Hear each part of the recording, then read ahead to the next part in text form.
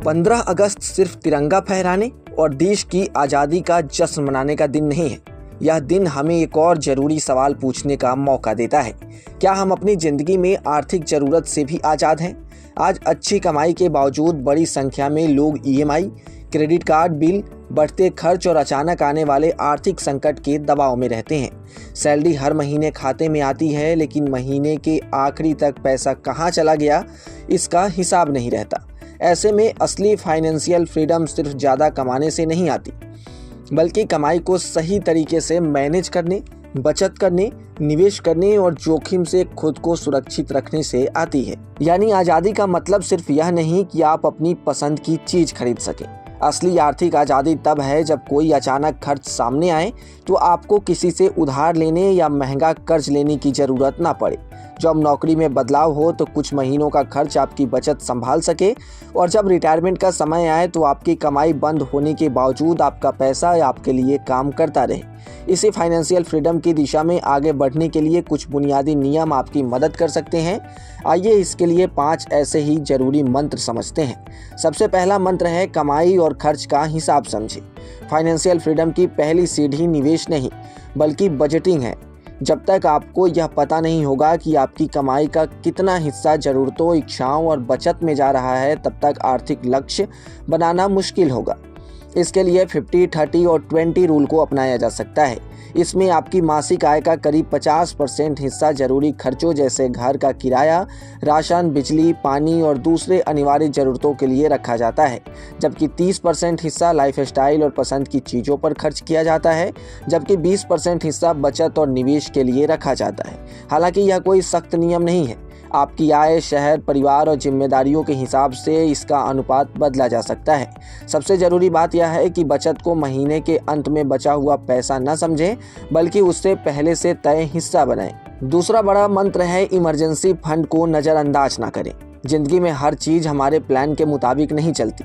नौकरी जाने, अचानक बड़े खर्च, दुर्घटना या किसी अन्य वित्तीय संकट की स्थिति में अगर आपके पास पर्याप्त कैश रिजर्व नहीं है तो मजबूरी में लोन या क्रेडिट कार्ड का सहारा लेना पड़ सकता है। इसलिए फाइनेंशियल फ्रीडम के लिए इमरजेंसी फंड बेहद ज़रूरी है। कोशिश करें कि कम से कम कई महीनों के जरूरी खर्च के बराबर रकम अलग रखी जाए, जिससे सिर्फ वास्तविक आपात स्थिति में इस्तेमाल किया जाए। मूल सुझाव में 6 महीने की आय के बराबर इमरजेंसी फंड रखने की बात कही गई है।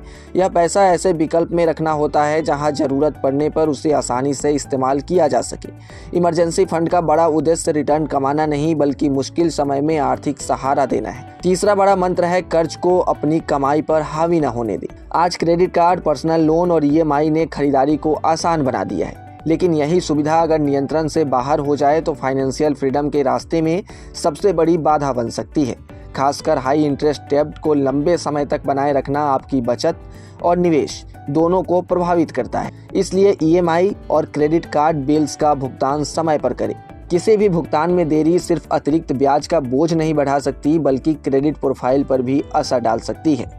एक आसान नियम याद रखें, जिस कर्ज की ब्याज दर ज़्यादा है उसे प्राथमिकता से कम करने की कोशिश करें।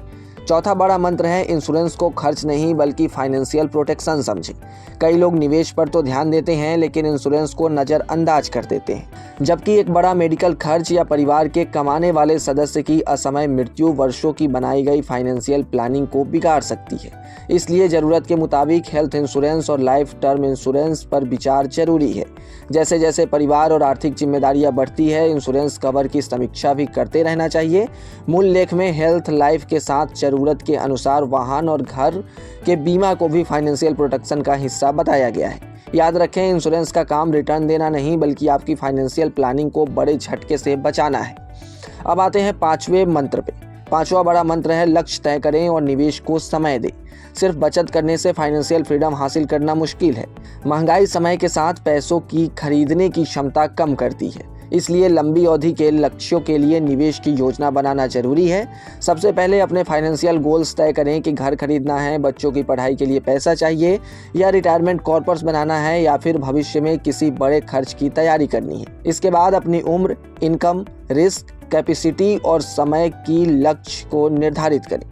इन्वेस्टमेंट ऑप्शन चुनें। Mutual fund, SIP, PPF, NPS, fixed deposit, gold या इक्विटी जैसे विकल्प अलग अलग जरूरतों के लिए इस्तेमाल किए जा सकते हैं। यहाँ सबसे महत्वपूर्ण बात है कंसिस्टेंसी, यानी कि छोटी रकम से शुरू किया गया नियमित निवेश भी लंबे समय में कंपाउंडिंग की मदद से बड़ा कॉर्पस तैयार कर सकता है। आज़ादी का असली मतलब 15 अगस्त हमें देश की आज़ादी की याद दिलाता है, लेकिन इस इंडिपेंडेंस डे पर एक व्यक्तिगत संकल्प भी लिया जा सकता है। अपने पैसों को लेकर किसी और पर निर्भर नहीं रहना चाहिए। फाइनेंशियल फ्रीडम का मतलब करोड़पति बनना नहीं है, बल्कि इसका मतलब है कि अपनी कमाई आपके नियंत्रण में रहे, खर्च आपकी क्षमता के मुताबिक हो, इमरजेंसी के लिए पैसा मौजूद हो, कर्ज नियंत्रण में हो और भविष्य के लिए आपका निवेश लगातार बढ़ रहा हो। अगर आज से कमाई का एक हिस्सा बचत और निवेश के लिए शुरू किया जाए और गैर जरूरी कर्ज को नियंत्रण में किया जाए तो अपने फ्रीडम गोल्स को आप स्पष्ट तरीके से पा सकते हैं। यानी धीरे धीरे आर्थिक मजबूती की नींव तैयार की जा सकती है। देश की आज़ादी हमें गर्व देती है, लेकिन आर्थिक आज़ादी हमें आत्मनिर्भर बनाती है। इस इंडिपेंडेंस डे पर तिरंगे के साथ एक और संकल्प लें, अपने फाइनेंशियल फ्यूचर की जिम्मेदारी खुद उठाने का। अगर इससे रिलेटेड आपके पास कोई सवाल हो तो आप हमसे कमेंट सेक्शन में पूछ सकते हैं, हम जवाब देने की कोशिश करेंगे। और ऐसे ही तमाम अपडेट्स और शेयर मार्केट से जुड़ी तमाम जानकारी के लिए आप बने रहें गुड रिटर्न्स डिजिटल के साथ।